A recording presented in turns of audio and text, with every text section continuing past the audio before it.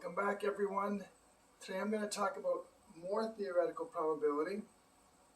But first, aside from inside my classroom, school is your full-time job. Don't do anything that would get you fired from a job. That's a polite way of saying behave yourself. Unfortunately, we can't fire students unless they do something extremely bad, then they might get expelled. But you should always behave as if you're going to get paid for what you do. So you should be motivated to do well. All right, first of all, let's talk about a die. I'm pretty sure all die are made with this orientation. You can maybe check a few die and see if that's true. I should say a few dice.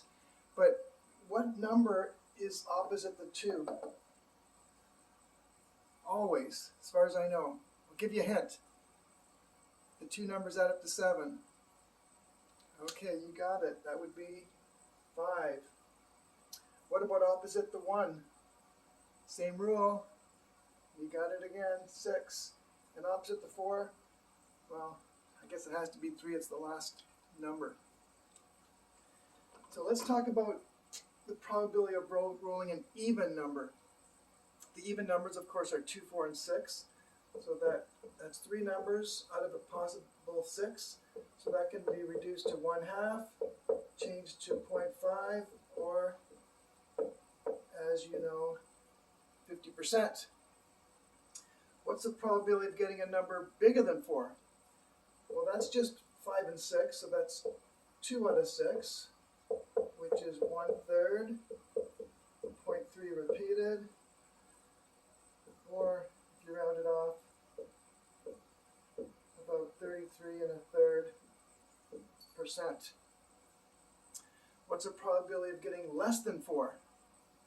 Your first reaction might be, well, that's 1 minus the probability of getting more than 4. Would that be right? No, that would be wrong, because there are only 3 numbers less than 4. So the probability of getting a number less than 4 is 3 out of 6. Again, 1/2, 0.5, 50%.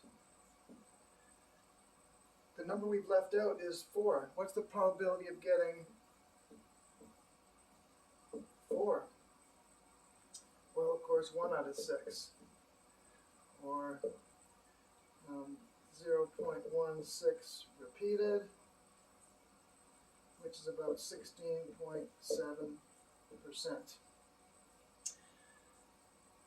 Now, what happens if we add up the probability of getting greater than 4, less than 4, and 4? Those are all the possibilities, so that should add up to 1. Do they? Well, we got 33 1/3%, 50%, and 16.7%. Yes, indeed. That adds up to 100%, or 1. Okay, let's switch gears a little bit and talk about the word probability in the title. Let's say we were to put each one of those letters in a hat and draw them out. What's the probability of pulling out a B?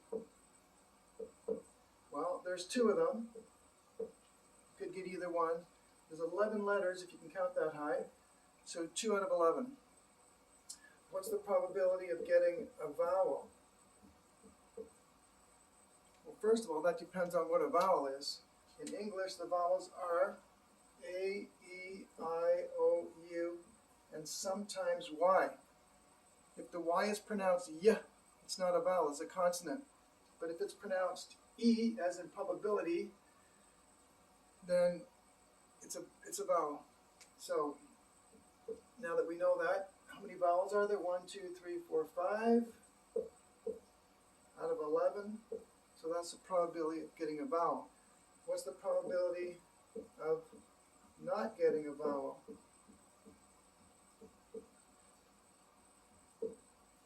Well, that would be 1 minus the probability of getting a vowel. So 1, or 11 over 11, minus 5 over 11, 6 over 11. Now, what's the probability of getting a B again if we put the B back in? So the probability of B if I put the B back in, that's called with replacement. Well, if you put the B back in, things are back to where you started, so that's still 2 out of 11. But what's the probability of getting a B if you don't replace the first B? Then it's a whole different story, much more interesting. So this is without replacement.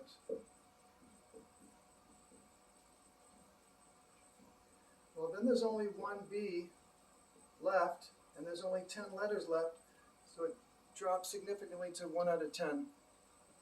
So this here is with replacement. If you put the B back in, big difference. So always pay attention when you're answering a question as to whether or not it's with replacement or without replacement. Okay, next time it's going to get even more difficult and interesting, so please stay tuned.